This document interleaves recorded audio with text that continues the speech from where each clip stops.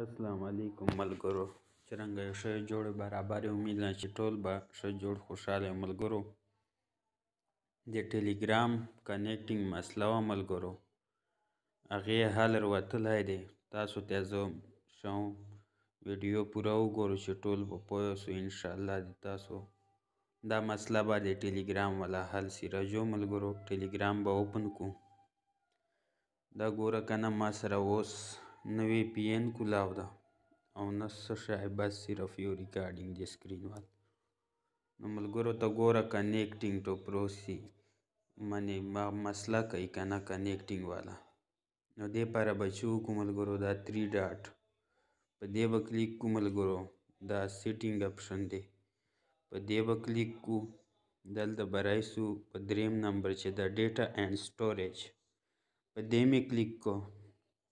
کوزه به راشو پروکسی سیټینګ، صحیح ده، په دې به کلیک کو ملګرو. دا کنیکشن پروکسی 1084 ګوره دا کنیکټینګ مسله کوي که نه کوزه. نو په دې باندې به کلیک وکړو ملګرو. دا ساکس 5 پروکسی دا به رکوز کو، د شین ټاپی به ام ټي پروټو پروکسی ته رکوز کو ملګرو. د پروکسی سرور چې به ولیکو دا به درې کو خراب کو، پروکسی ډاټ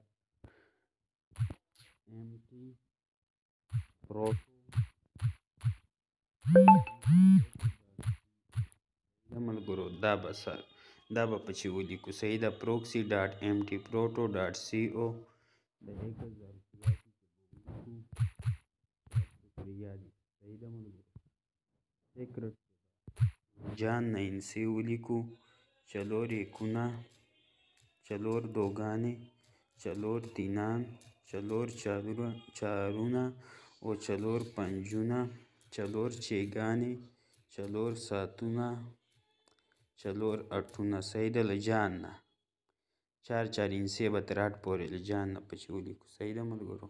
نو د پاس چې کوم ټیک مارک دی، ټیک مارک دا به ووایو ملګرو، صحیح ده.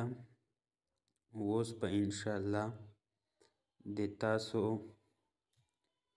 ټیلیګرام 100% صحیح کار کوي ملګرو. دا وګوره صرف ټیلیګرام اپشن پر راغی، مخکې مو کتای سو او اوس یې دا کتای سو، صرف د ټیلیګرام اپشن پر راغی، صحیح ده.